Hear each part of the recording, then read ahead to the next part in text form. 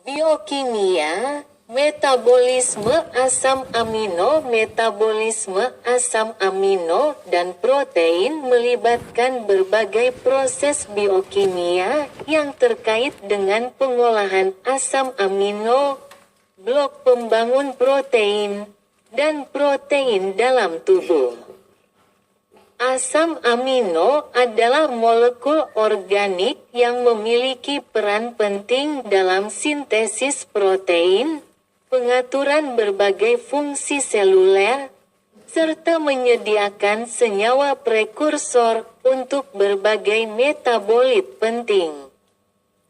Proses ini juga melibatkan pengaturan keseimbangan nitrogen tubuh, karena asam amino mengandung nitrogen dalam bentuk kelompok amina, NH, yang harus dibuang melalui proses yang disebut deaminasi. Berikut adalah penjelasan rinci mengenai metabolisme asam amino dan protein. 1. Pencernaan dan penyerapan protein. Proses ini dimulai saat kita mengonsumsi makanan yang mengandung protein. Protein dalam makanan, seperti daging, telur, atau produk susu, harus dicerna dan diubah menjadi asam amino agar dapat digunakan tubuh. Pencernaan protein di lambung. Protein dicerna oleh enzim pepsin yang bekerja dalam lingkungan asam. Pepsin memecah protein menjadi peptida yang lebih kecil. Di usus halus, enzim protease pankreas seperti tripsin, kimotripsin, dan karboksipeptidase lebih lanjut memecah peptida menjadi asam amino bebas dan dipeptida. Penyerapan asam amino. Asam amino dan dipeptida yang dihasilkan dari pencernaan diserap melalui dinding usus ke dalam pembuluh darah, dan kemudian dibawa ke hati dan seluruh tubuh. Penyerapan asam amino melibatkan sistem transportasi aktif yang bergantung pada energi. 2. Sirkulasi asam amino dalam darah dan distribusi. Setelah diserap, asam amino akan dibawa oleh darah menuju hati dan berbagai jaringan tubuh untuk digunakan dalam sintesis protein atau metabolisme lainnya. Di hati, asam amino dapat digunakan untuk berbagai fungsi, seperti sintesis protein, pembentukan senyawa nitrogen, atau untuk menghasilkan energi melalui deaminasi, penghilangan kelompok amina. 3. Sintesis protein, proses anabolik. Protein adalah polimer panjang dari asam amino yang disusun dalam urutan spesifik berdasarkan informasi genetik dalam DNA.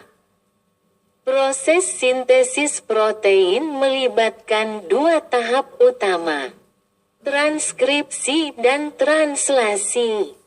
Transkripsi, di inti sel, informasi genetik dalam DNA ditranskripsi menjadi molekul RNA messenger, mRNA.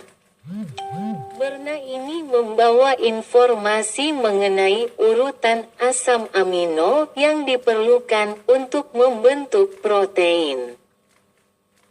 Translasi, mRNA bergerak ke ribosom di sitoplasma, di mana proses translasi berlangsung. Di ribosom, urutan asam amino ditentukan oleh kode genetik pada mRNA. Molekul transfer RNA, tRNA, membawa asam amino yang sesuai dengan kode merna ke ribosom, di mana asam amino tersebut disambungkan dalam urutan yang benar untuk membentuk protein. Proses ini melibatkan energi dalam bentuk GTP dan berbagai faktor lainnya. 4. Deaminasi asam amino. Deaminasi adalah proses penghilangan kelompok amina NH dari asam amino. Proses ini diperlukan ketika tubuh tidak membutuhkan asam amino untuk sintesis protein. Dan ketika tubuh perlu mengatur keseimbangan nitrogen. Hasil deaminasi adalah amonia, NH, yang sangat beracun jika tidak dibuang dengan cara yang tepat. Deaminasi oksidatif, yaitu di hati. Asam amino dapat mengalami deaminasi oksidatif, di mana kelompok amina diubah menjadi amonia dan senyawa keto, asiketo asam. Amonia ini kemudian diubah menjadi urea di hati melalui siklus urea, yang merupakan proses detoksifikasi utama untuk menghilangkan amonia.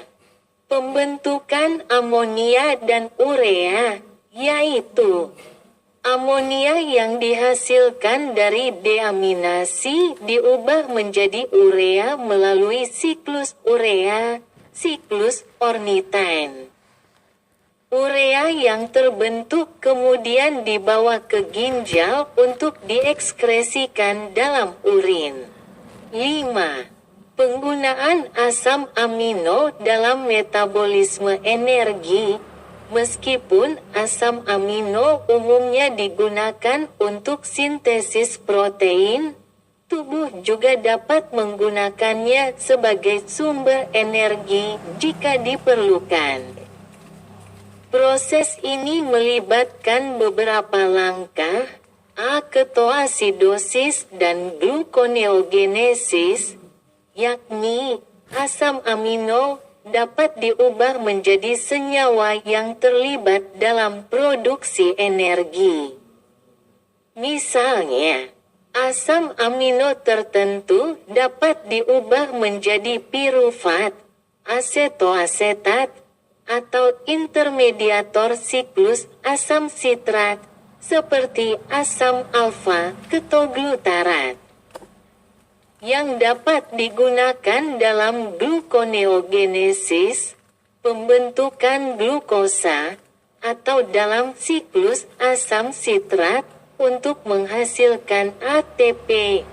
B. Metabolisme asam amino dalam kebutuhan energi, yaitu pada kondisi kelaparan atau puasa, tubuh dapat memecah protein dari otot atau jaringan lainnya untuk menyediakan asam amino, yang kemudian digunakan untuk menghasilkan glukosa atau ATP sebagai sumber energi.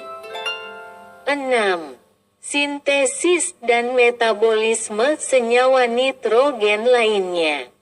Asam amino adalah prekursor penting dalam sintesis berbagai senyawa nitrogen yang diperlukan tubuh, seperti hormon, yakni beberapa hormon, seperti insulin, adrenalin, dan hormon tiroid.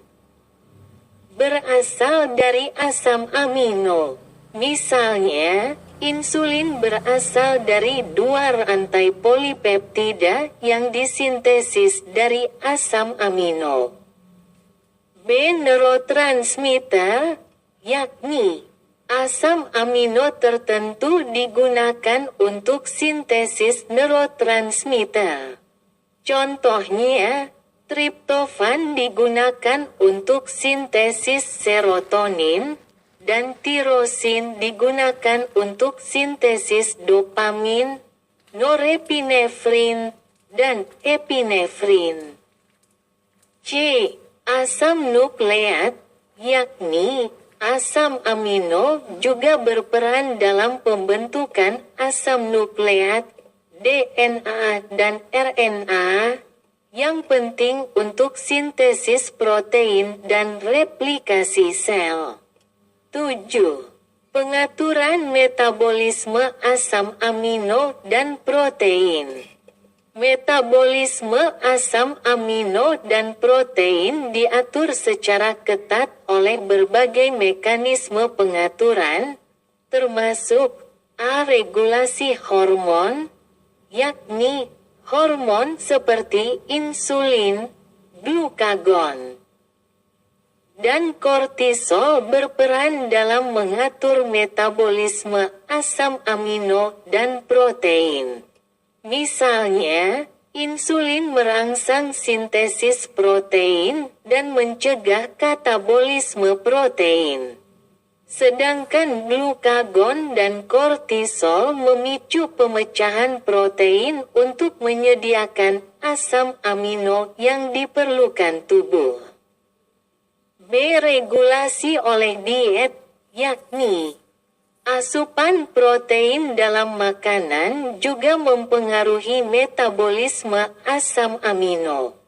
Jika asupan protein tinggi, tubuh cenderung meningkatkan sintesis protein dan mengurangi katabolisme protein.